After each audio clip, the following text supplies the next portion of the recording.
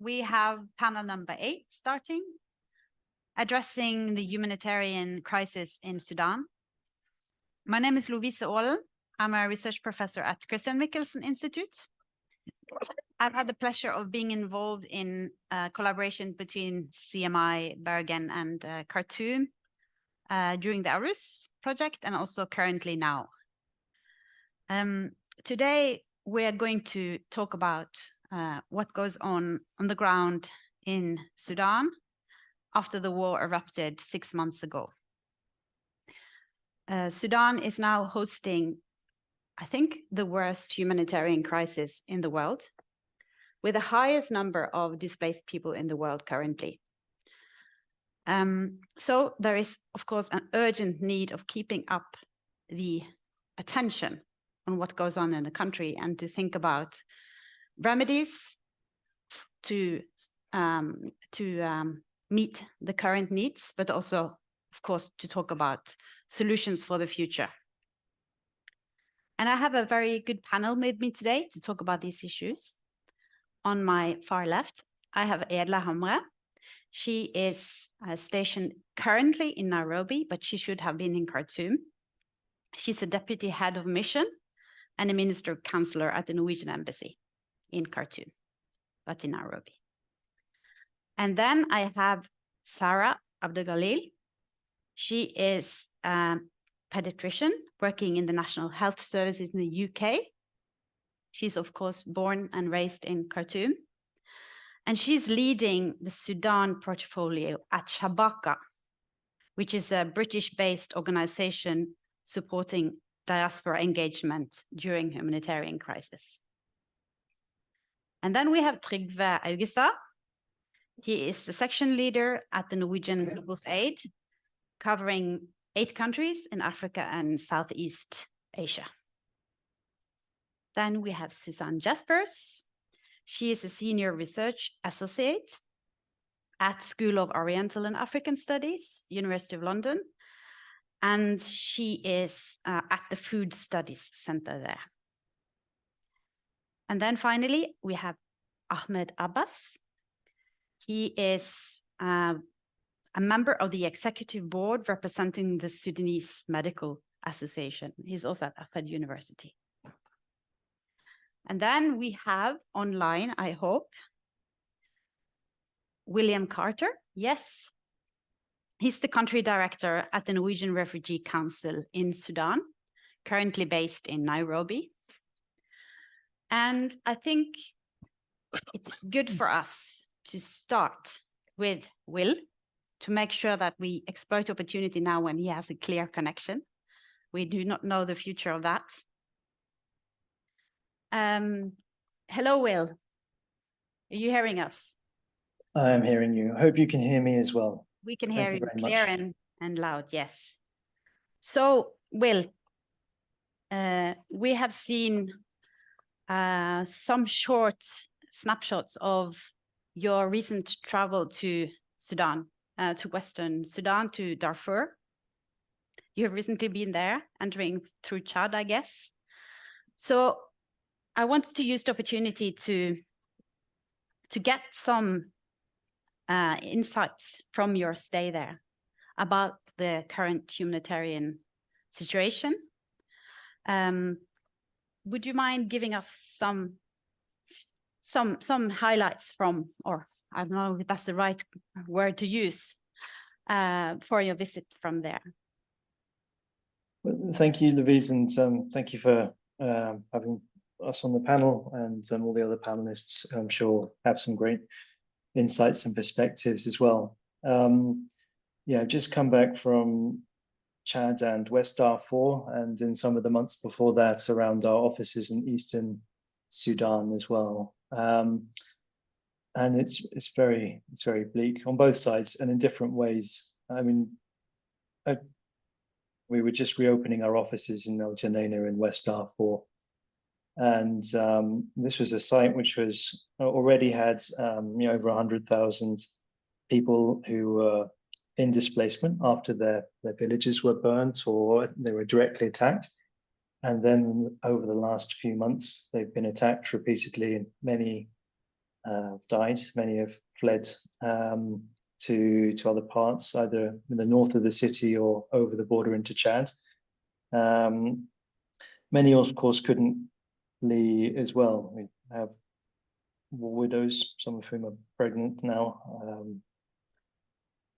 children, and people, families with chronically ill or disabled members that couldn't leave. So there's huge destruction, both in sites that were hosting thousands of families before, for which there was no protection or safety. And it's incredibly sad. We were working there for the last couple of years trying to get sort of basic assistance better to them. And to see these places burnt to a crisp, to see people's belongings strewn across the floor, little bills, shoe, someone's documents in the mud. It was really quite heartbreaking, just how the world really has failed people in Darfur and in many parts of Sudan. So there were devastated neighborhoods in that city. There were families in some of these sort of mostly depopulated areas which were left, and at night were fearful for criminals and other things, and people huddled in parts of the city too. Really, for some of the most vulnerable parts of the society, very little protection or safety whatsoever, and very little aid getting in at this point in time. So it's the violence against displaced people, the destruction, and what's left behind in terms of conflict-affected communities, all very acute and severe, and terrible situations. I should also say, it's complex as well. The place is economically cut off. Aid and normal trade through Port Sudan, from the eastern side of the country, definitely doesn't reach central or west Darfur, and most of the time not really to north or south Darfur either. So they're really dependent now on a very tenuous supply line from basic commodities and some humanitarian aid from Chad. Bread prices have tripled. And still, there's no basic services for health or education. So it's sort of was very, very difficult to see, and I think the worst is still yet to come on some fronts as well. It's of course just a snapshot of what happens around the country. As you mentioned, this is the largest displacement crisis on the continent, and soon perhaps the world. Probably the largest food insecurity crisis in Eastern Africa, and now there's only a third of the aid appeal funded. Standards are so low, even in the areas where more actors are working, to the point where there's cholera and measles outbreaks in displaced sites of displacement as well.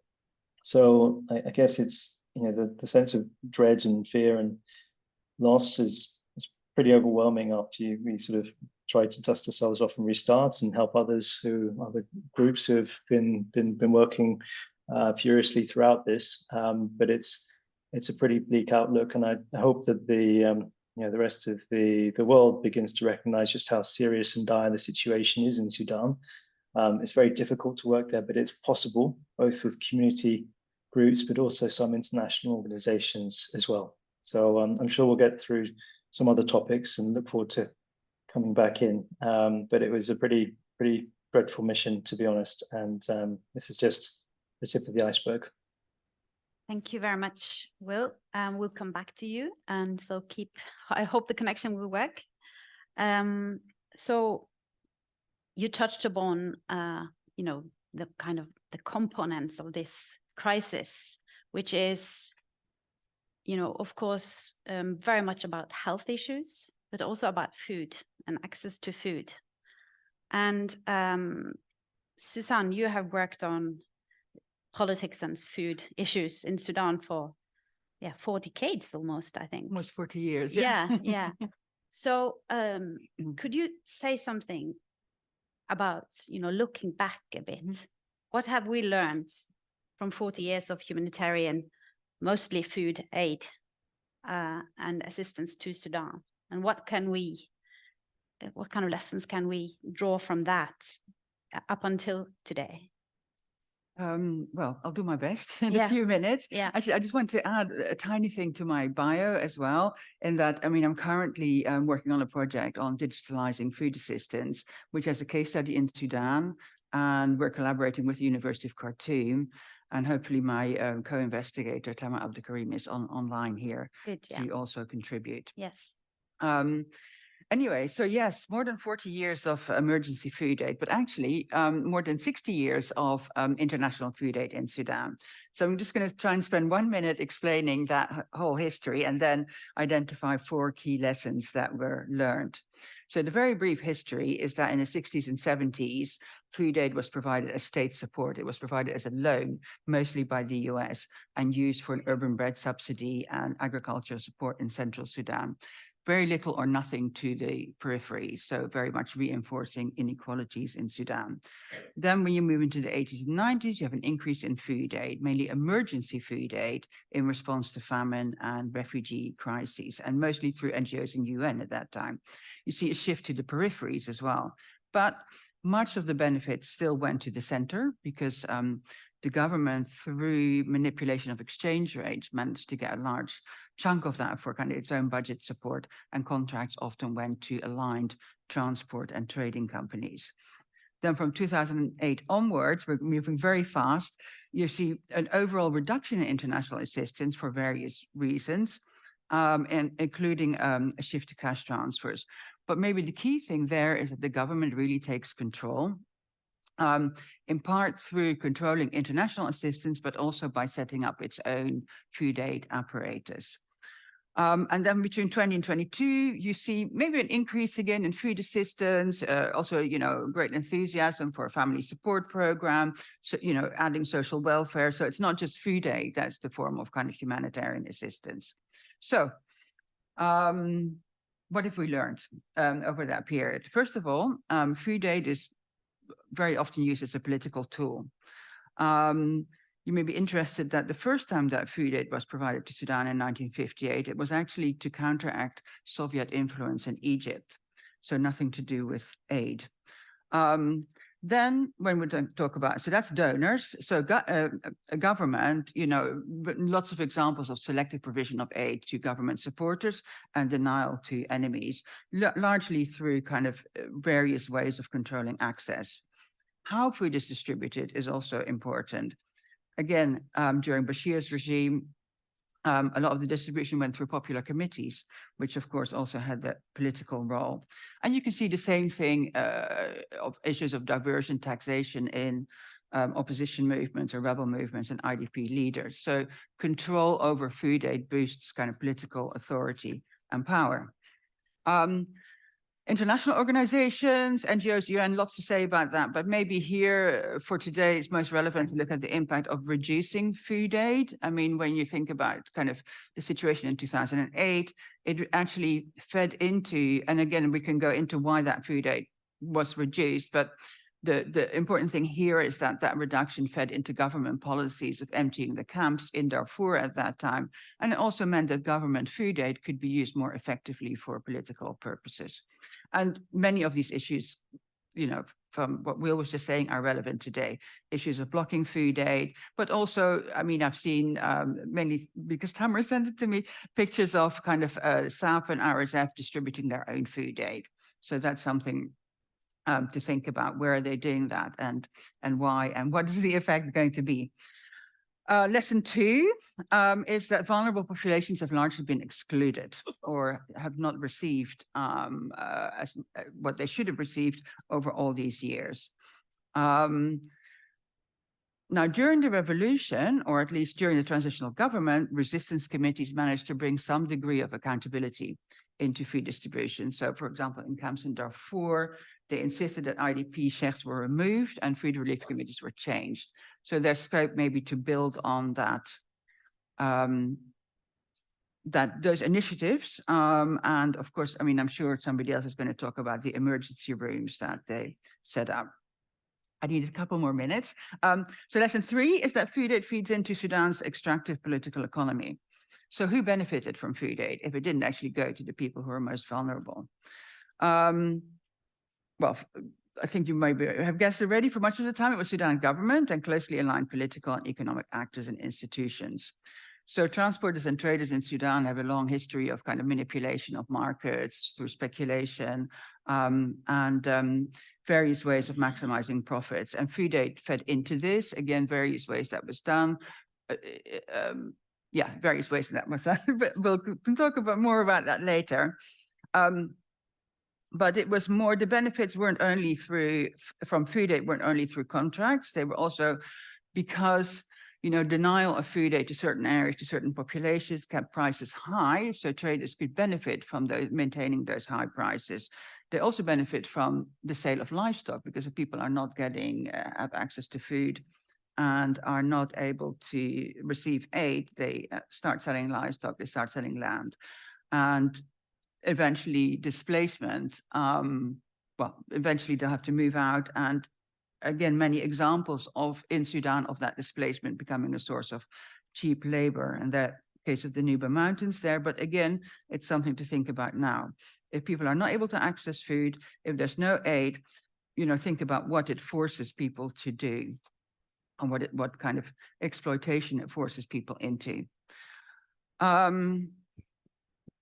Yeah, I mean, maybe the other thing to mention there is that, you know, during the transitional government, the failures of the failure of the anti-corruption committee really also affected, you know, the food aid transport and purchase. I mean, WFP had to continue to work with companies that were closely aligned to the regime. And again, we need to look at what's happening now. When you think of the move to cash transfers, really just 1 minute more. I mean, cash transfers and especially digital cash transfers can overcome some of the issues of access and of diversion. But here we're dealing with a whole new range of institutions that we need to know more about: telecommunications, banks, data management companies, a whole range of financial service providers. I mean, what are their interests? What are their motivations? What are their political affiliations? The final lesson is the risk of remoteness. We hear a lot about kind of supporting local actors, but at the same time, we're talking about kind of providing a lot of assistance remotely, in particular kind of cash transfers, but also doing assessments remotely. And the danger there is that the longer that goes on, the more we lose touch of what's actually happening on the ground, and we start making decisions on some kind of depoliticized kind of reality that actually is quite divorced on the power and from the power and politics on the ground. Also related to that is the kind of the new kind of private sector that's being introduced, and to think about whether, you know, this is possibly a new kind of frontier for capital accumulation. I mean, we're talking about, you know, international companies. We're not just talking about Sudan traders and transports, but also about international companies, and a lot of knowledge and power is potentially being shifted outside of Sudan. So, I mean, people have talked about kind of new forms of, I mean, we've talked a lot about neocolonialism here, but that's a, you know, one aspect of the more kind of remote programming and bringing in kind of external private companies. So Susanne, yeah, I'm going to leave it at that. Thank you so much. These are all kind of threads that we could pick up. But also feel free, the other panelists, if you have also additional comments to what you said, because these are all important lessons. Now I would like to move on to Sarah, because you probably also know all about the prehistory of diversion of aid, politics of aid, and all these kind of things. But you are still not, you are an active diaspora who would like to engage with what goes on in Sudan through the Shabaka organization. And then you have developed what you call a humanitarian zone concept. And then you also have a coordination unit in this organization. So can you tell us a little bit about how you think about, you know, providing aid in such a difficult circumstance? Thank you very much for the panelists and for the invitation. And actually, I'm going to talk within the concept of supporting localization. It is very easy to read and discuss, but it's very difficult to implement. And there are few people who are really committed. And I don't want to put a division about local actors, international actors. I will look at it as a one sort of group. But one of the reasons that encouraged me to come to this event is that NRC and Will and Norway is one of the few who are really are in Sudan, and that means a lot to us as Sudanese in our response. So I thought I need to come and say thank you for that. About Shabaka, just so you understand, it's a British organization supporting diaspora like myself and others, not only in the UK, to respond during humanitarian crises in our country of origin. And there is a strong portfolio about Sudan, but we felt, what should we be doing now? There's a lot of efforts that's going, so let us coordinate and connect. That comes from my background as a doctor, but if you are a Sudanese doctor, you don't have an option. You have to get involved in supporting, during humanitarian crisis. So the way we looked at that and what we have done in the last 3 or 4 months, and I have my colleague, the senior coordinator, Sarah Abbas, here, who was actually, she was the one who's leading on this. I was at the background. We looked at that, we have our experience as diaspora. We have been involved. We should be, a main responder, and we should be proactive. And the way we looked at that is by trying to map by in Sudan researcher, moving from one state to the other, looking at what is happening and how can we help. And if someone is asking us, what should we give an advice? We are not saying that our mapping is the best or we have all of the information, but we tried our best. And we have mapped in person all of the states, a part of Darfur, where we did a key informant interview. And the reason for that is the security effort. We have our, in Sudan researcher just came back 2 days ago from Adri, where he conducted training for 2, ladies in the camp. And we are still connecting with them. We provided them with some tablets and phones, so we continue. So we feel that there are some best practices that we can share. After the mapping, there's a lot of opportunities that were raised by the local responders themselves about capacity building. And I just want to highlight, when we talk about capacity building, is not what we think at the diaspora or what others think. It came from them about what they want because they are aware they are the only responders or the main responders, put it that way. So they have to deal with money donation. They have to think about governance during humanitarian crises, mental health, first aid, and other form of training, which we are carrying on. And during that, we developed the humanitarian zones because we felt if you look at Sudan as one block, as what's happened in Khartoum, or what is sadly happening in Darfur or South Kordofan, we found that some of the, I would say, the international or the Sudanese friends are a bit paralyzed and worried about getting involved. We don't look at Sudan as one zone. We look at Sudan as 3 zones. So we have the red zone where there is intensive violence and we still can work there, but in a different way. We look at those who are internally displaced and not seen because they're not in camps, they are in houses, they are with relatives, that there are great potential actually to work with them, for example, to activate the primary health centers, to build field hospitals. So there are potential people, if they are innovative, if they want to adapt their practices, they can get there. And then sadly, we look at the yellow zone, which part of the borders, not all of the borders, where there's restriction of entry and issues about immigration, visa. And then the last zone is the blue zone, where those who have moved in the region, like in Egypt, in South Sudan, in Chad, and their needs and the intervention can be different. So if you want to act, what I'm trying to say, you can choose which zone you want to act on, and you can get on there, but not stand still and think we can't move. So following that, at the moment, what we are carrying on and still carrying on is the training. We have built some connection and partnership, and we managed to help with cash transfer on the ground. And we have published some briefs about food security, about cash transfer from Sudanese expert. We are carrying as well with ongoing training for medical students and for sort of trainees, because they are needed for the host community and for the displaced people. So in our small, I would say, activity in the last 3-4 months, we tried to make sure that localization is practiced and that we can show by evidence that it can be done.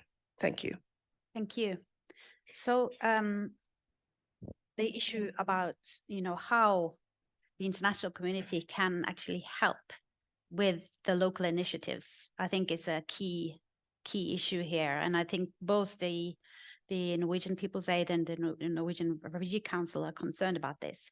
But I just wanted to hear with Edle about the Norwegian efforts, humanitarian efforts in Sudan, and what are the priorities for Norway, and how do you work to keep the attention on what goes on in Sudan? Okay, thank you. Is it working? Is it? Yes. Let me start by expressing a deep concern about the catastrophic humanitarian situation in Sudan. 6 months after the outbreak of the war, the situation is dire. So Norway has drastically increased the humanitarian support to Sudan as a consequence of the rising humanitarian needs caused by the conflict. So our humanitarian support to Sudan is nearly 260 million Norwegian kroner in 2023. In addition, a substantial share of a long-term development cooperation has been reprogrammed or redirected to humanitarian aid because of the conflict. Thematically, we focus on protection, the protection of children, of civilians, of internally displaced, and refugees. Protection against sexual and gender-based violence is a grave concern to us in Sudan. We support UNFPA in prevention and in following up victims and survivors of sexual and gender-based violence. Other priorities for humanitarian support is on health, water, sanitation, and hygiene. Food security is another priority to Norway, and we give a substantial amount to FAO, the UN Organization for Food and Agriculture, to support 5 states with seed distribution. And this is considered a long-term support. And it's important for Norway to combine different interventions, long-term support with humanitarian, to capture the nexus between long-term support and humanitarian aid. We channel our support through UN, Norwegian humanitarian organizations, ICRC, and also local organizations. And often local organizations and local initiatives are best placed to respond to a crisis in emergency. And we see this in Sudan. We are highly dependent on the local organizations to deliver aid in areas where the international organizations don't have presence, like, for instance, in Khartoum. We are also very impressed with the humanitarian Norwegian organizations. They do very good work. And some of them are present here today and can tell more about the details of their interventions. So what are our priorities in the time to come? Norway's message is clear. The war must stop. All parties must agree to a lasting ceasefire and allow for unhindered and safe humanitarian access. All parties must comply with their obligation under international law and humanitarian international law. This means protecting of civilians who are suffering immensely by this conflict. We cannot accept the burden this conflict has on people of Sudan and the country's future. So humanitarian diplomacy is something that we prioritize. Through contact with all parties, Norway is a strong advocate for the needs to strengthen the protection of civilians, to ensure access to the civilians, to promote compliance with international humanitarian law, and also to improve protection for humanitarian workers. Thank you. Thank you, Edla. So I also would like to afterwards also for you, the other panelists and also the audience to come up with follow-up questions and also maybe to ask more about the Norwegian efforts. I think it's important and it's a good opportunity for us to do that. But as you mentioned, the Norwegian organizations are present on the ground, and one of them, or at least supporting initiatives on the ground, and one of them is Norwegian People's Aid. So Trygve, you also have a long experience from other contexts where you've had very critical humanitarian crisis. How can, as you see it, the international community improve our engagement and support to the Sudanese grassroots humanitarian responses taking place? I think the People's Aid have been actively engaging with the resistance committees after that was emerging during the revolution, and that's a very interesting innovation. I think that has a lot of promises for the future, but is of course a challenge. So maybe you can say something about that, but I also think you can say something about how to deal with areas that are difficult to access at the moment. Thank you. And thank you for the opportunity. I'm humble also to sit in a room with so many experts on Sudan. Before I answer your question, just say a few words about NPA in Sudan. We are sort of a new kid on the block in Sudan. We have been in Sudan for a long time, but basically working in the south. And through our active support to the liberation movement in South Sudan, basically NPA was an organization non grata during the Bashir regime. So they didn't want us present in Sudan in any ways before the popular revolution in December 2018. But when that happened, of course, NPA felt a moral obligation to support the people's struggle and the democracy movement. So we got engaged in Sudan through supporting civil society actors that are very close to the local resistance committees, neighborhood committees, capacity building, support, trauma healing, etc. But then, of course, the coup happened, and we ended up focusing more on digital security, safety and security for the activists, etc., within those organizations and within these resistance committees. And then later, of course, when the war broke out. So since then, through assistance from the Norwegian government, we have been supporting the emergency response rooms, which you mentioned here. Can you explain what that is? Yeah, so that is basically, how can you say, locally led response from neighborhood committees, setting up emergency response rooms in their area, in their community, and providing whatever assistance that people would need. And that could be everything from water to connect electricity, to send technicians to fix wells, to food aid, to take care of the children, have them a safe place to play. It can be women's safe rooms, etc. So this is, of course, something they have a long tradition for in Sudan. And of course, many of the same groups that were involved in the popular revolution also are very much connected to this. But I think what is important to say, and now we're talking about sort of the big humanitarian actors, which are important to reach the gross population of Sudan. But at the same time, I think we should recognize the impressive mutual aid efforts that have been done on a daily basis from hundreds of thousands of Sudanese to their families, to people fleeing, to IDPs. I mean, it's probably around 5 million IDPs now in Sudan.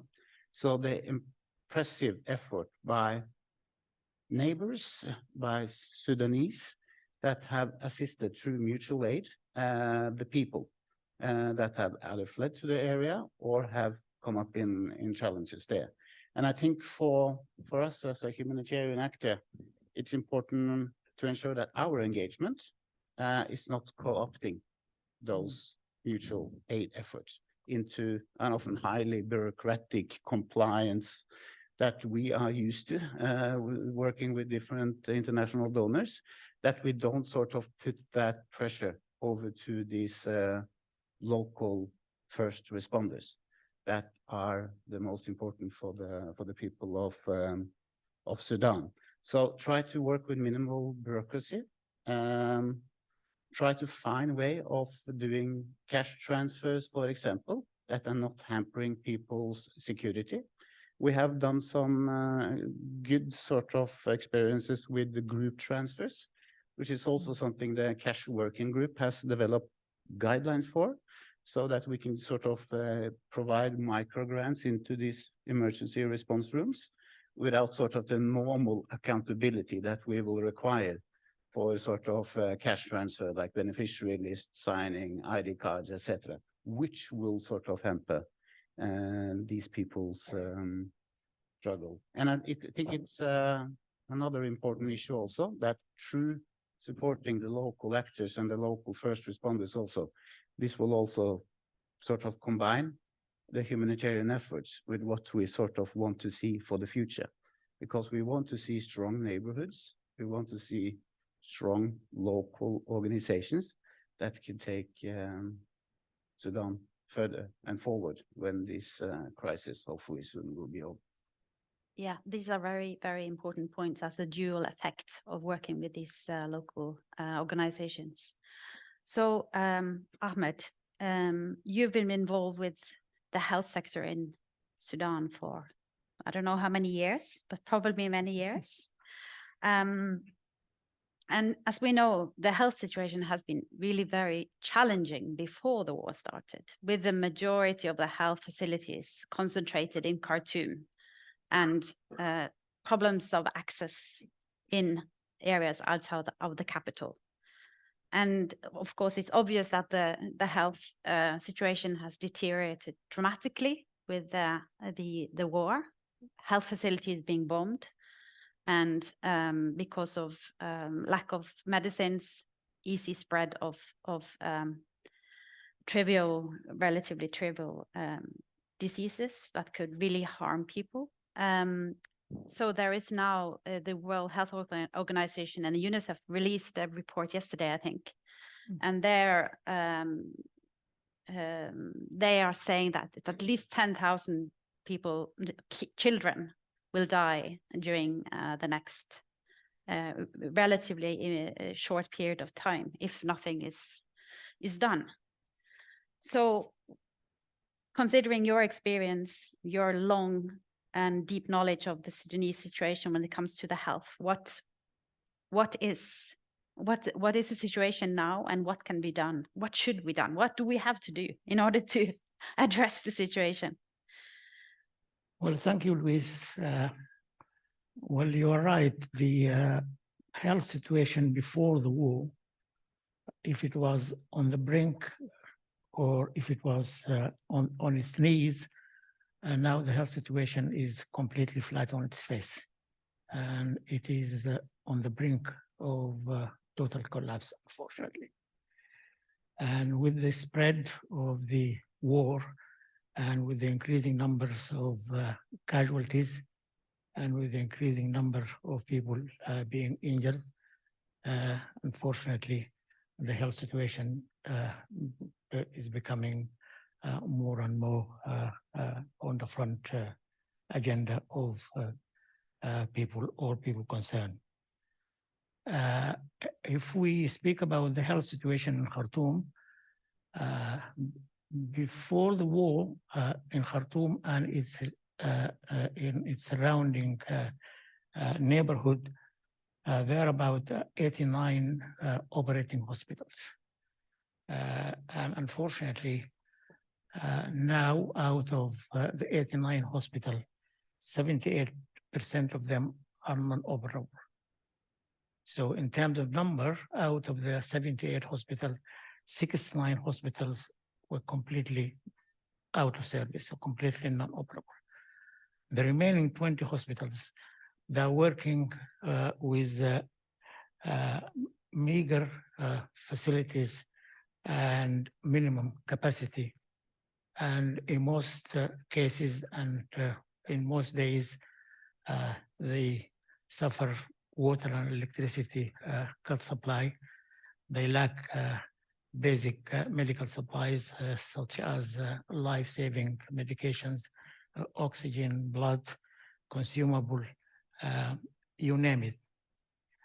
And unfortunately, in the last few days, only 4 hospitals in all of Khartoum remain operational. 2 in Omdurman and 2 in Khartoum and none in Khartoum North. And sadly, yesterday it has been reported that one of the hospitals in southern Khartoum, which was receiving most of the injured individuals, had stopped receiving injured people from the war and stopped receiving individuals or patients needing surgical intervention because it was covered by the MSF, and MSF has been attacked, so their safety is at high risk, so it stopped operating. So in a nutshell, only about 3 hospitals covering the whole area of Khartoum. During the discourse of this ugly war, 20 major hospitals in Khartoum have been raided or occupied by the warring factions. Some of them are used as a refugee for the soldiers, and some of them are used as military bases for the soldiers to launch their atrocities against each other, but sadly against innocent population. Among these hospitals which has been raided and destroyed is the National Public Laboratory Institute in Khartoum, formerly known as SNAC Hospital. This has a historical significance because it was the first one of its kind to be built in Africa and in the Middle East, and it was built in the early 1900s. It harbors a lot of rare specimens of diseases, especially tropical diseases, and it has been the base of discovering some of the rare tropical diseases and also developing remedies and treatment for these diseases. Unfortunately, it harbors rare specimens which are kept in certain environments to keep them, and obviously there is a high risk that these rare specimens may be contaminated, and there is a high risk of spreading rare endemic diseases not only in Khartoum but in the area. Also, some of the hospitals which have been raided is the National Vaccination Center in Khartoum, with the loss of millions of pounds of vaccines which are necessary to vaccinate children and to vaccinate the population of Sudan. We have the major maternity hospitals in Africa, which is Omdurman, and it has been raided and occupied by the RSF, and now it is non-operable and it is still occupied by the RSF. The women, the pregnant women, the newborn babies, medical staffs, midwives have been forced to evacuate the hospitals when it was raided a few months ago. These are only examples. And as I said, there are many hospital facilities which sadly have been raided by the military factions. The sad story and the grim story actually is more bigger and more wider than that. In Khartoum alone, there are about 8,000 patients suffering from chronic kidney diseases. These individuals, they require kidney dialysis 2 or 3 times a week. And sadly, most of the dialysis center in Khartoum and also in neighboring towns, they are now non-operational because of the lack of medicine, because of the lack of chemicals, because of the lack of certain fluids to run these machines to save life. And unfortunately, this individual's life is now at high risk.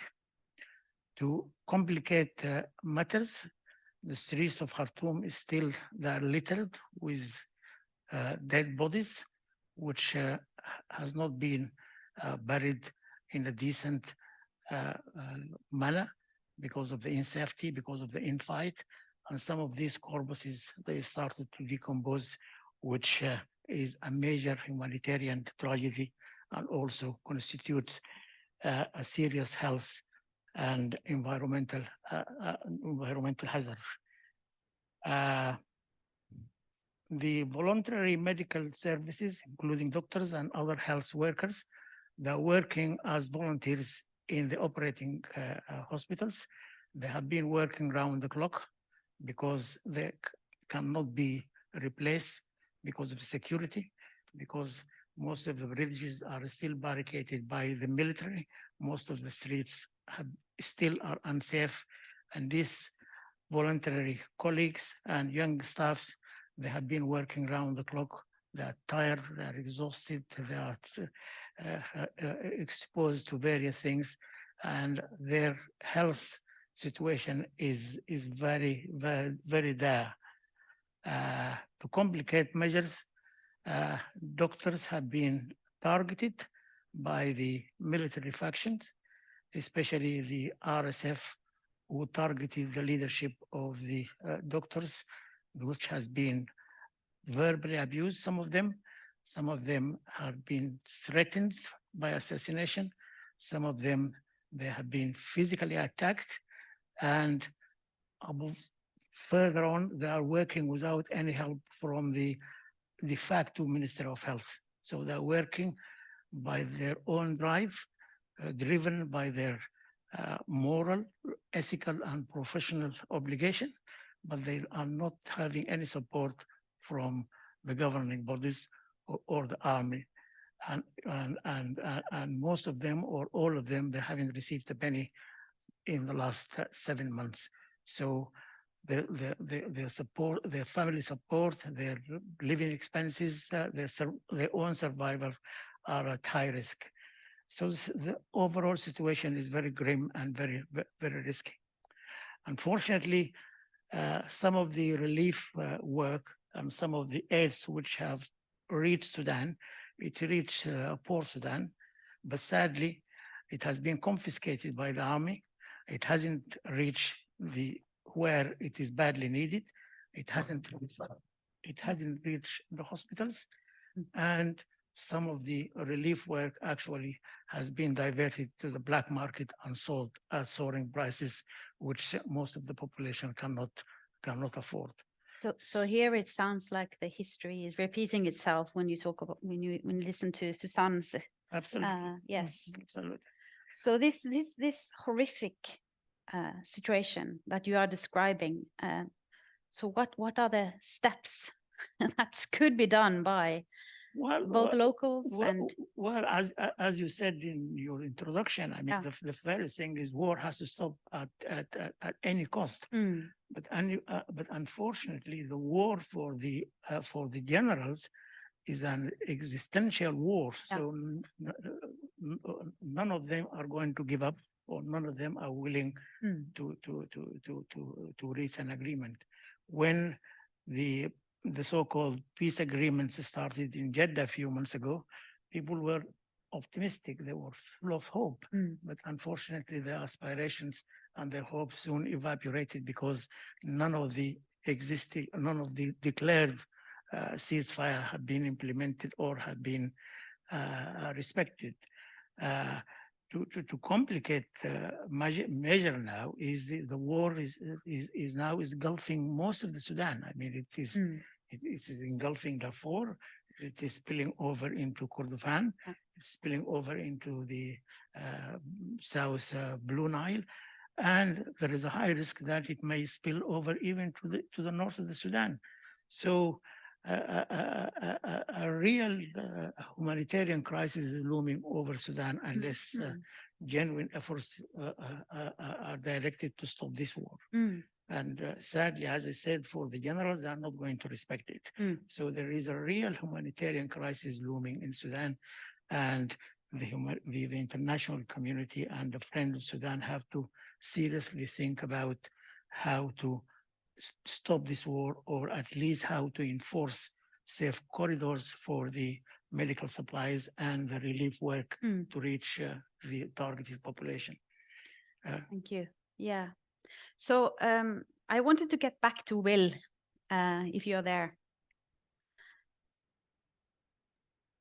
Yes. Yes. So seen from your chair, from the Norwegian Refugee Council, how are the scenarios for humanitarian aid likely to play out in 2024? And how agile is the humanitarian community to respond? Yeah, it's a good question. But I mean, just to start by emphasizing some of the previous speakers on their points of, already risks of aid diversion and confiscation of, medical supplies, the sort of unrecognized role of mutual aid and locally led responses, and the diaspora's role of, innovation and, catalyzing some of these changes, and the importance of not just operational responses, but the diplomatic community as well to support, humanitarian diplomacy and outcomes at this level. I was particularly touched though on Ahmed's last points. I mean, this is a context where, people aren't even able to bury the dead. I mean, it's not just a sort of environmental catastrophe, it's a pretty undignified marker and state of where everything is now in Sudan. The scenarios, and we've been spending the last couple of months with other humanitarian partners trying to preempt what the next 12 months looks like. Now that the dust has settled a little bit, we can see a bit beyond or deeper than the positions that were originally coming from different stakeholders. The most likely outcome, unfortunately, is continuation of this protracted conflict. It doesn't seem like there's any serious interest from either of the main warring parties, and now more armed groups have stepped into the fray. So we don't easily see a climb down of this. We don't see either side quite yet completely strong enough to have a military solution, or even if that's what one of them is wanting. All this said, it can get even worse with state collapse, and I don't think it was touched upon yet, but just the economic or just the political situation of the country, but the whole market system it's premised on, and there's economic ruin also, which will completely complicate whatever could be done, both from humanitarian emergency responses, but the post-conflict recovery. So it's, there's three pretty bleak, scenarios there. There is a low likelihood outcome that, a negotiated ceasefire could come about as well, and this might reduce but not stop some of the violence, might enable certain more international aid to come in. But this is seen as a sort of outside bet at the moment. And perhaps one thing that I wanted to prompt on the Ministry of Foreign Affairs, Nedley, is, Norway has a strong tradition of supporting conflict mediation in different ways, not necessarily with very quick outcomes, but there's a huge technical and institutional expertise here, not just for the political transition, but also for humanitarian effects here. And to be frank, seeing how fortunately unsuccessful most of the initial attempts in Jeddah have been, and other neighboring countries, I think there's a role here, not just with the operational agencies and mutual aid networks, but also on the diplomatic community to step up on this, not just with funding, but also on pushing creative diplomacy at global and regional levels. But on your question, to answer briefly, how agile are we to respond? The international-led efforts are not agile. There are some exceptions, but ultimately we're still premised on a UN-led model, which has now tied itself into a little bit of a knot. It's clustered up in Port Sudan, clearly on one side of the warring parties. It's mostly looking at pipeline management with no clear vision just yet on reestablishing bases. So we've been pushing a lot with other NGOs and other stakeholders. We really need to decentralize some of the coordination, both to be much more inclusive of the local efforts that are already there and could be supported or even scaled, and then look at what the gaps are and deal with different authorities, for the Darfur, for the very neglected Kordofan region, for whatever's happening in Khartoum or Blue Nile, and where we're mostly in Eastern Sudan. But the rate of refreshing that system, refreshing that approach is not a quick one. We're kind of having to push to turn a super tanker, and I worry it's still going to be 6 to 12 months before it shakes out on the international level. On the local level, and Dr. Sarah Abdul Jalil, and I'm sure Ahmed and Trygve can speak more to this, but for sure we've seen local responders step up. We also try to support in ways that we can. It's not so much an issue of agility there. I think it's an issue of exhaustion and the fact that they've been really under-supported and are running out of supplies and, to be honest, energy to cope with this. So even these survival coping mechanisms that communities have come together are a real risk at the moment. Thank you. Thank you. Yeah, Ahmed, please. Just to add to what Will is saying about Darfur, the situation in Al Junaina, for instance, about 90% of the population of the Junaina were forced to flee the place and cross over the border into Chad in Adre. And among those who fled Al Junaina were about 25 doctors who have been working in the Junaina hospitals, and they moved with the people who crossed the border. The 8 hospitals in Al Junaina have been completely ruined, completely raided and looted, and all the pharmacies in the town have been also looted and raided. I've spoken to a couple of doctors who are in area at the moment, and they said there are quite over 100 individuals have sustained serious injuries requiring immediate surgical interventions, and there are about 500 pregnant women within the camp, and about hundreds of children suffering from malnutrition, infectious diseases, and so on. And these doctors and the other health workers, they managed to make a makeshift clinic in Adre, but obviously they lack very basic facilities and very basic medications.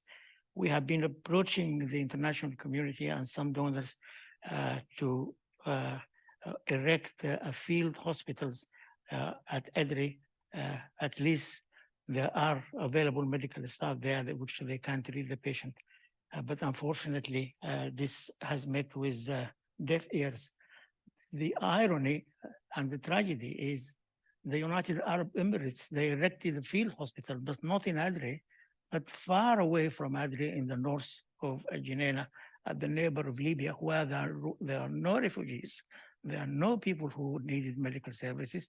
The whole area is empty, and they erected the hospital as a camouflage to continue their supply of weapons and weaponry for the RSF. So Sarah, so when you listen to Will, he's talking about the local kind of initiatives. It's a matter of exhaustion in a way. What is your comment on that, and how can you manage to somehow continue your efforts in supporting these local initiatives? Yeah, thank you. So I'm going to try in this section to give sort of live examples. Yeah, Does good. that make sense? Mhm. So yes, I think the local responders are getting tired. They don't have enough resources. They are not themselves protected, and they are emotionally as well, traumatized. We are the Sudanese diaspora outside, and we are traumatized as well. But I can't imagine, how they are dealing with these things while they are being shot at, and still they are trying to save others. In our red zone in Khartoum, Al Buluk Hospital is the last hospital that is delivering care for children. And as a pediatrician, obviously I have to speak about children, because during this revolution, during this war, it's only have been the UNICEF and others who have been touching on that, but people have not been talking about what the children have been facing, in details. It is the last, hospital that is providing care for children in the red zone in Khartoum. Al Buluk is going to stop because it was supported mainly by the diaspora, paying money. The diaspora are getting fatigued. During the war, we are used to support during cholera, dengue, other things, but this is hit every house. Every person of us have been affected. So we are supporting our relatives, our friends, we are supporting our colleagues, and we are trying to support the community, but we can't. And we are asking for a genuine, coordinated, effective response. So from our unit, this Monday, we are having a meeting with the MSF, and this is one of the, I think, as well, good practices in Sudan. They are going to look about how they can help for Al Buluk Hospital for children. And that will bring me to the main point about advocacy and about safe corridors and about ceasefire, the role of Norway or the Troika. And that's the only way we can see things can happen, because I think most of you are aware of the situation in Sudan. We have been going through conflict after conflict, military coup after a military coup, and the situation is fragile, and sadly, everything is centralized. So getting Khartoum under this attack has not affected only Khartoum, it has affected the whole nation. The last point, which is, when sometimes you talk about it, people think it's a luxury at this point, and it's not. It's about digital access and about energy. The digital access and the energy makes a huge difference, not only for cash transfer, for telemedicine, for checking on people, for mental health support. And we have been asking for solar energy support in the internally displaced areas, in primary health centers, in Adbara, in Medani, in Port Sudan, in Sinnar, in Sinja, where there is relative safety, so that people can connect and try to do work in a better way. I'll finalize by telling you what one of the emergency response room told me when I did an interview. And this interview is public, it's in Arabic, in Sudan Bukra. They told me that they are between 19 and 25 years old. They need bicycles because they are, trying to distribute some of the medicine. They need the solar energy to make sure that the vaccine in their community pharmacy is saved for the children. They needed to sort of use it to get the water supply. They are trying to create a co-op for between legumes, and people are sharing their food. So it is really very emotional for us to hear that, and we feel like we can't act. There are a lot happening in the world at the moment. It is very difficult to bring Sudan to become visible, and this is why we are here today. Thank you. Thank you, Sarah. So Trygve, when you hear Sarah's descriptions of the realities on the ground, how is the Norwegian People's Aid dealing with this, and how can you somehow contribute as a support to these kind of initiatives that she's talking about? No, it's also been talking to some of the representatives from the emergency response rooms, and it's devastating to hear. We had about, for example, female volunteers that has been assisting women that has been victims of sexual assaults, that themselves have ended up being raped by soldiers. So the security and the protection issues for for the people on the ground, for the local communities are immense. And of course, while we as international actors are able to evacuate our international staff, we have sort of seen our local national staff going to neighboring countries. There are people that are behind and are doing everything they can to sort of protect themselves and to assist their neighbors and their friends and their families. And with great support from you guys in diaspora. I think I saw some, was it like $2 billion or something that has already been transferred from the diaspora into Sudan, which is a lot more than the international aid community has been able to provide. So it's very, very important. We have been trying to use some of the experiences from other countries. For example, in terms of protection against explosive weapons, for example, and how to deal when you're faced with conflict. Through our humanitarian mine action program, we have quite a lot of experience on doing mine awareness, awareness of people when they are faced with finding explosives, etc.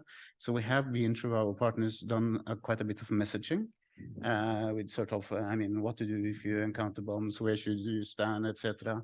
I mean, awareness on assembly points. I mean, you will see that people are fleeing and not finding each other after they are fleeing. And of course, this is something we have very high on the agenda these days for Gaza, for example, and how should they protect themselves? Yeah. And because it's not for everybody to be able to flee.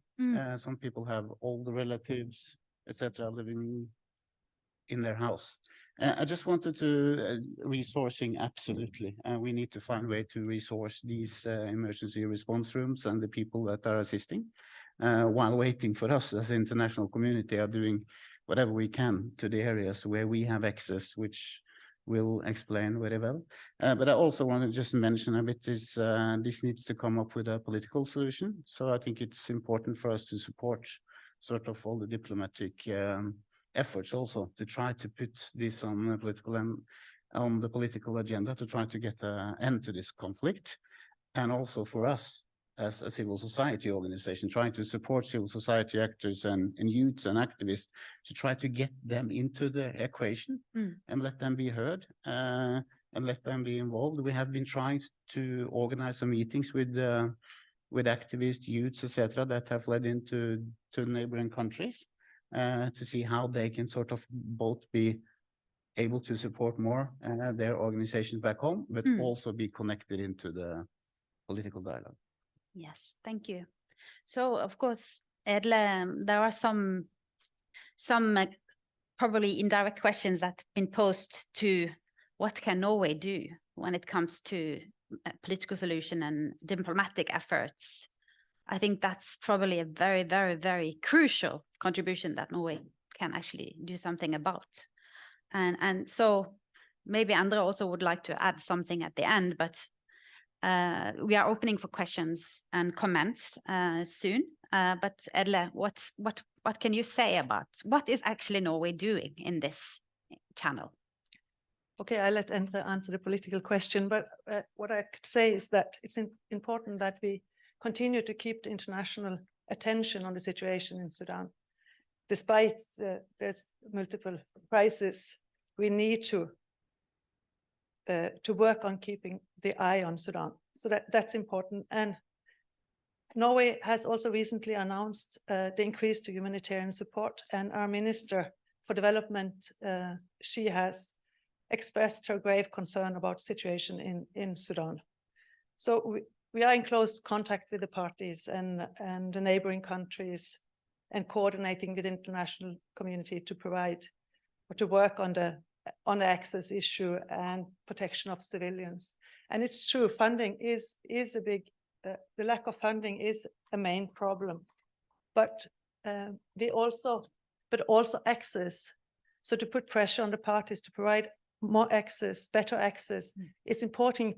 It's important because then more aid will be used for the people in need.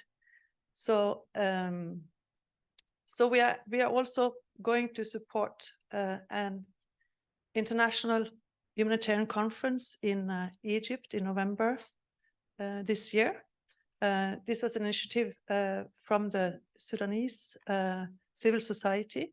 So they are going to organize this conference together with NRC and OCHA. And participants that will be invited for this conference are civil society from Sudan and abroad, and also UN and humanitarian organizations and donors.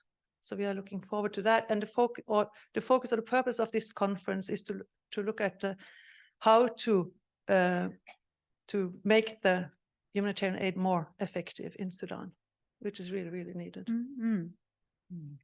So, Suzanne, when you listen to this discussions we've had now, and you have your somehow historical perspective on things, how do you think, are there things that, I mean, what are there other solutions that we need to think about considering the historical experience? It's particularly on food assistance, for example. Yeah. I mean, it's obviously I've also been following the current situation closely, and it's a really, really hard situation to deal with. And of course, the main risk that we're facing now is that aid is just not getting to people who need it. And even though that's a familiar story, it seems to be particularly acute now.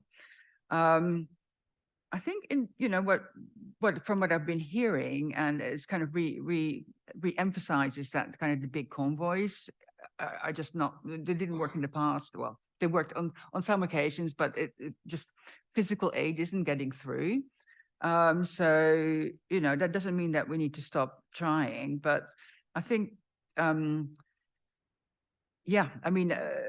from what I've been hearing, I mean, the options seem to be just kind of keep trying as many channels as possible to provide aid. And I mean, the things that I've been hearing about, like obviously some form of cash transfers is possible, mobile money, but you need the digital access, which is not only important for money, but it's really, really crucial. And there's many other reasons why people need it. I'm really pleased to hear that the group funding for the emergency rooms is happening through the cash working group. I mean, I think much more can be done on funding local NGOs. And Sudan has, I mean, if we're talking about it from a historical perspective, I mean, there's NGOs, local NGOs in Sudan who have been doing this work for probably 40 years as well. I mean, some of the colleagues that I was working with at Oxfam all that time ago are still there and are capable of working there. The diaspora support, there are ways of facilitating that. So it's all of that is I mean, it's just the more aid channels you kind of open up, the risk is spread. So you don't, it's not, you don't put all your kind of, your eggs in one basket or whatever it's called. Just a couple of things to add to that. I mean, I guess the issue is also, I mean, as long as that's happened, I mean, if we don't kind of get sufficient aid to, people in Darfur and, people stuck in Khartoum, which are, some of the most food insecure right now, then, I mean, or if we don't get enough aid, we need to look at who is moving into that space,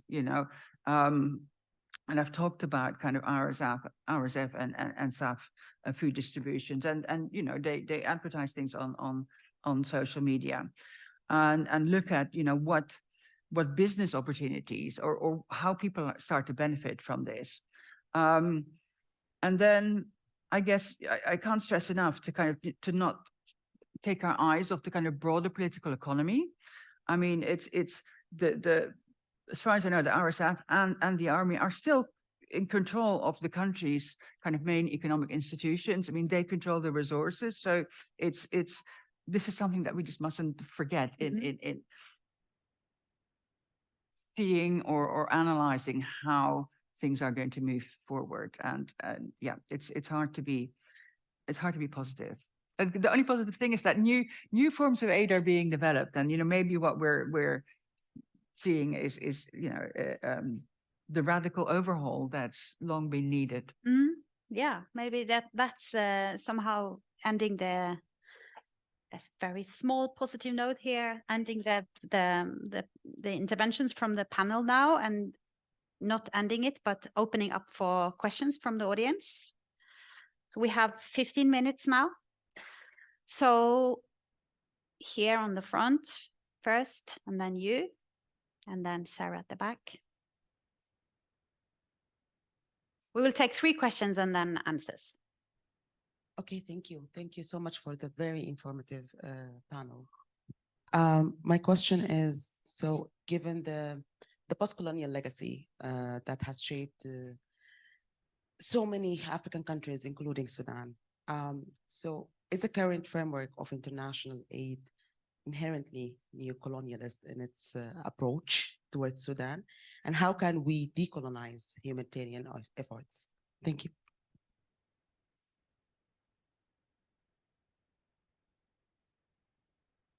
I will carry from the last statement which Adla said about making humanitarian aid to Sudan more effective, as if we are going to from humanitarian to humanitarian aid to another humanitarian aid, or from conflict to another conflict.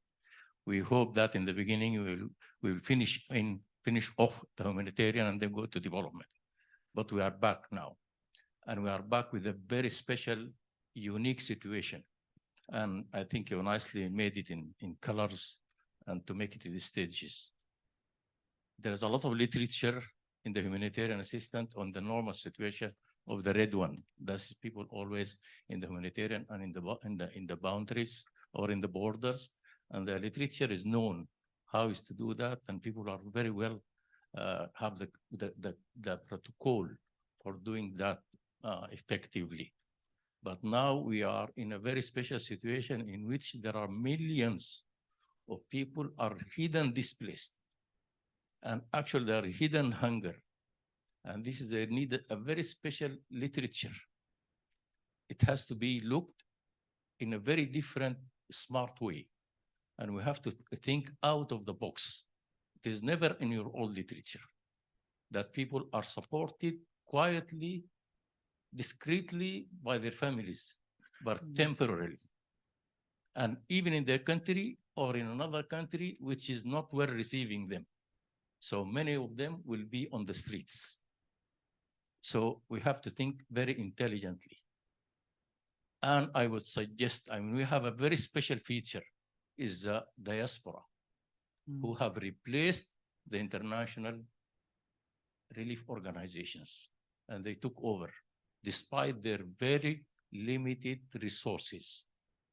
But this is very temporary.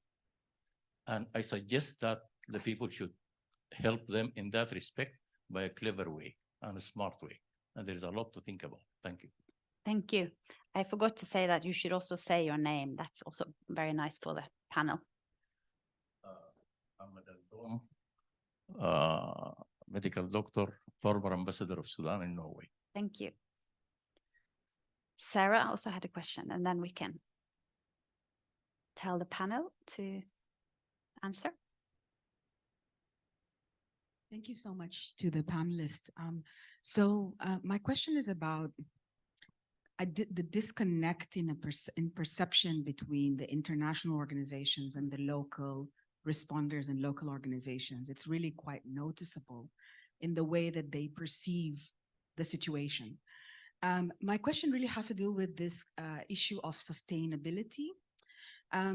There has been support going to local organizations and local initiatives, because we have to mention that, you know, these are not necessarily registered organizations with the Humanitarian Affairs Commission.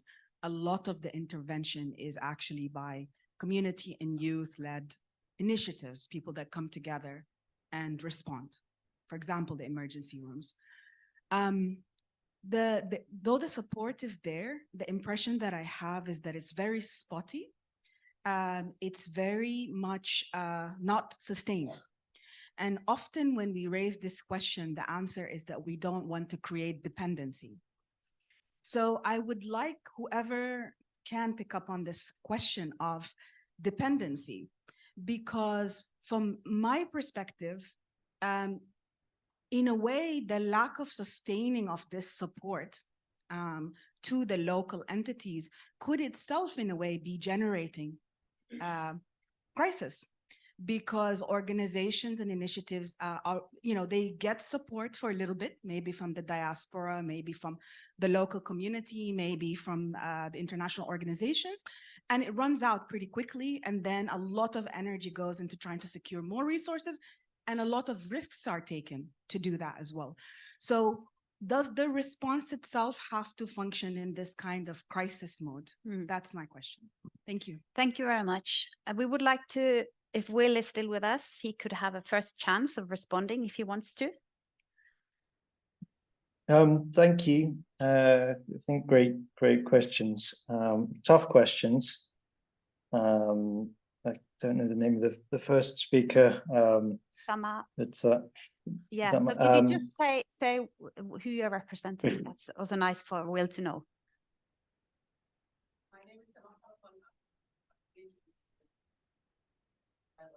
She's a PhD student at Bayreuth University, Sama.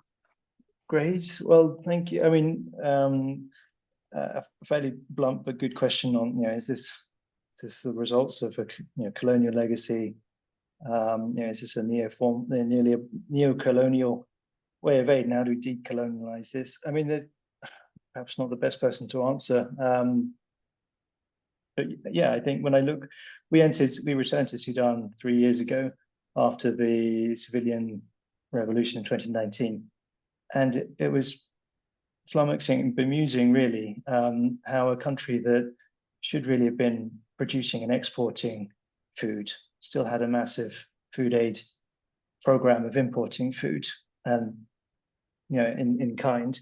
And, that doesn't sit well. It should really have been supported by then. What's happened with the development agendas and these relations, and why is the country still potentially, dependent upon food aid? As to how we respond to, urban displacements from these shocks, I think there is a need for international solidarity, and I think there's a good opportunity in Sudan to revision this. Partly because of international failures and local heroes and heroines stepping up at this point in time as the starting points, and looking how we kind of invert some of these models or resequence them.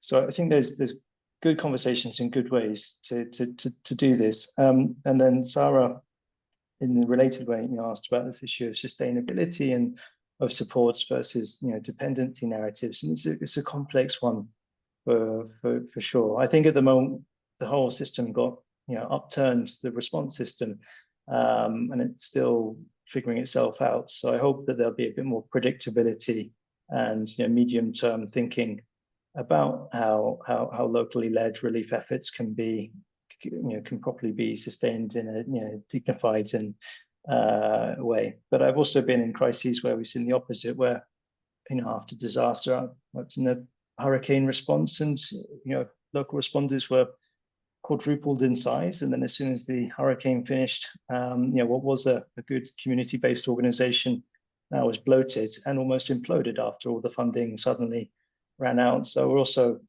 in a long-term perspective, and some of the decade-long perspectives that Suzanne has spoken of, quite conscious of not to damage what's working here as well. So I don't have great answers to these very strong questions, but I do think that what Sudan offers now is a need and a call to action to rework local and international relief efforts in a way that takes care of complementary advantages, but also as an example, perhaps for other crises in the world where we haven't figured this out.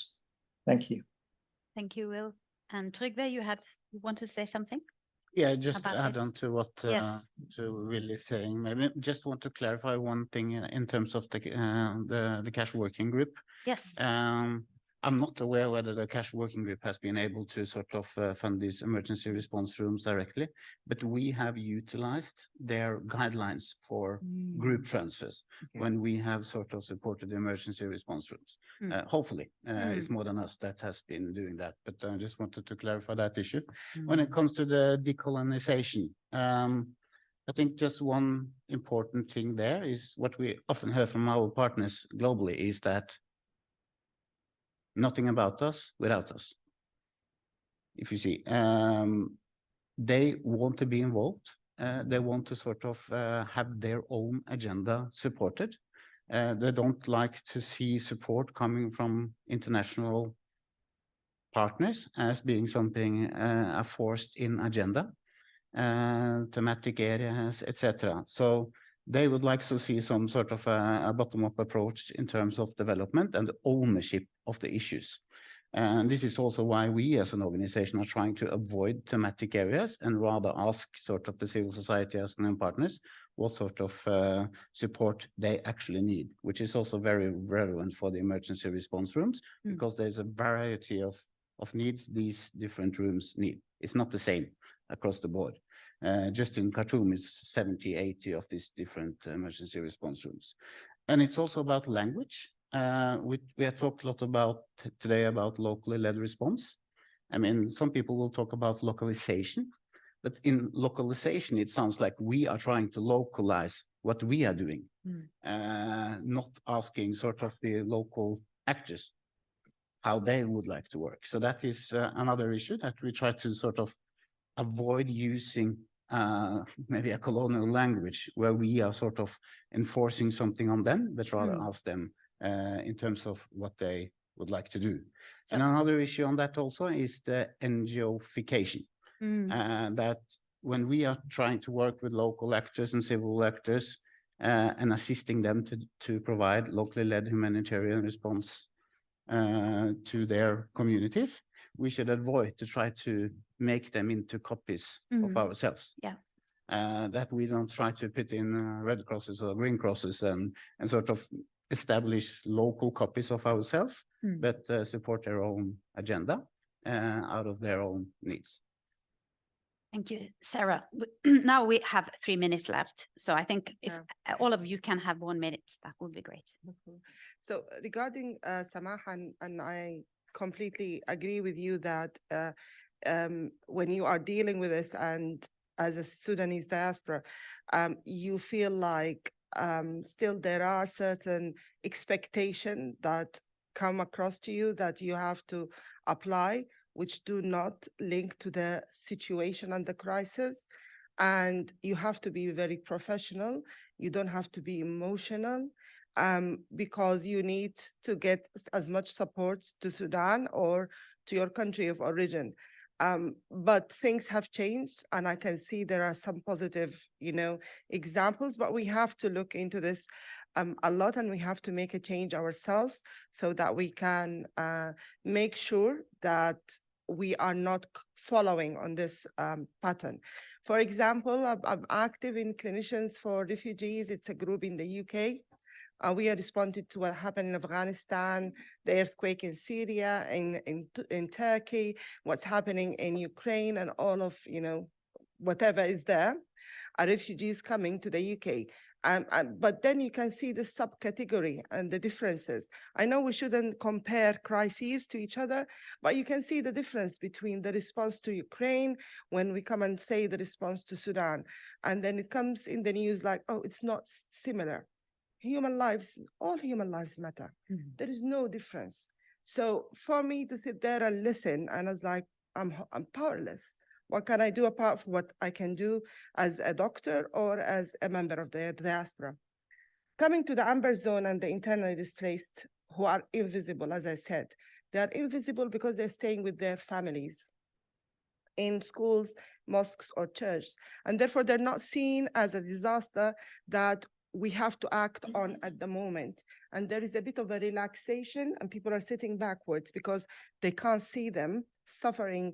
And they are, it's our responsibility as Sudanese, whether we are in Sudan or out Sudan, but there is, a global responsibility as well. And we are trying to raise that when we talk about the amber zone, and that there are plenty of opportunities to be done there, but people are reluctant to move on. Field hospitals in Halfa, working better in the borders, vaccination, food, all of that. Women are still who are pregnant and want to give birth. They are traveling between Marawi and Dongola and Halfa to find a place where they can afford to pay for their the cost of medication to deliver because they moved from Khartoum. Why they should do that? They should be offered a free service at this such situation. We're not going to talk about what should happen in health. And therefore, I think there is complete, sort of avoidance about how to deal with the amber zone. We are left to do that with very few friends and international organizations. And we're trying to push this so that people can realize that. For Sarah, about sustainability and dependence, it is important to think ahead, but we are not even at the first level of, in a humanitarian crisis, of the first level of recovery. Yes. So to think about dependence is like, we are not giving you this because we are worried in the future you are going to be dependent on us. The situation at the moment needs action. And this is, I think, we all here understand that, but it's about how to push that further at higher level. I just wanted to end this by saying the delay in humanitarian assistance is a human right violation. In my opinion, we have reached that level. And I don't think that, at the moment there is justification for this delay. So we are over time. So, but this is really, I mean, key what you're saying. This is a responsibility for all of us to follow up. So you are going to catch a plane. So if you have something you would like to end with, I can allow you to say something. And then also Andre wanted to say something at the end there. But of course there is lunch. Okay. So, humanitarian diplomacy and what Norway is doing. I'll be very brief. And in addition to the very good comments and prepared comments from Edle, just say a few things. First, when we decided to relocate to Nairobi, we made a decision, we looked at it. So where can we make a difference? It's not in the security sector, but we can make a difference on the political process, which we are doing now with our Troika colleagues, and on moving the humanitarian issue. And our position that we can do that while we're waiting for a ceasefire. So the UN is not doing what the job they should do. We must be frank about that. There is a vacuum that somebody needed to step into. So we try to do that with our limited resources, but with full backing from the ministry in Oslo. So then we found this initiative, civil society initiative in Cairo. It's a controversial initiative. Many Sudanese have warned us against it for all kinds of reasons. There was nothing else that we could work with. There was nothing else. So we decided to take a risk, political as well as economic, to support it. It's moving forward now, and we're making it better by involving the UN and by involving the Norwegian Refugee Council to make it into something solid. And then we're getting more support from other international actors, and hopefully it can provide a forum in November where we can address the issue of colonialism, if people like, because the idea is to bring together actors from inside and from the outside to do better in this crisis, which is unprecedented. It's so difficult to access. Then let me make two more points. The single most important thing that could happen today, is that the government in Port Sudan gives more access. That's holding it back. We are raising that in every way we can. But Sudanese, you also have to hold your government accountable. They're denying access. It's easy to give access. If we had access, we could do a lot more. We could use the resources better. Costs are enormous now because of this issue, and money is not flowing because of the lack of access. That should be a clear demand from you to your government, your authorities, and so on and so forth. The other thing is, okay, there's a lot of talk about, the ownership and so on. We represent, a government, we represent, and we use the Norwegian taxpayers' money. Of course, we want to have a say on how that money is spent. However, you might be interested to learn that one of the things we're saying is that we want our money to ensure that women and youth are involved in these processes, as well as people from the inside. So we have a clear policy objective. We are articulating that. We are insisting that that is taken serious. But I think many Sudanese would agree with this as a good thing. And so we're pushing forward with that. But of course, we're going to insist on certain priorities because it's our money. That's the reality. If people don't want it, you don't need it. Now, if the Sudanese system had worked better, and if our advice had been taken better before, we would not have been in this situation, including the government have had the resources to deal with it. It was a fact that at least 80% of the very, very, very lucrative gold trade was outside of the formal economy. Our advice was, you bring it inside the economy, you wouldn't have been in this situation. You would have had resources yourself. There wouldn't have been this need for the civil, the diaspora and so on. That's one thing. If both parties are buying arms now, there is money around. It's not spent on humanitarian efforts. It's spent on arms. Do something about it. Thank you so much, Endre. So this, I guess, it is your questions and your comments and all the issues that we've been discussing today is making us more aware of the very acute situation, and also should push us to keep the eyes on Sudan and to work on those areas and spheres of influence where we can actually make a difference. And I think all of us can do something. So thank you so much, all of you, for a very good discussion.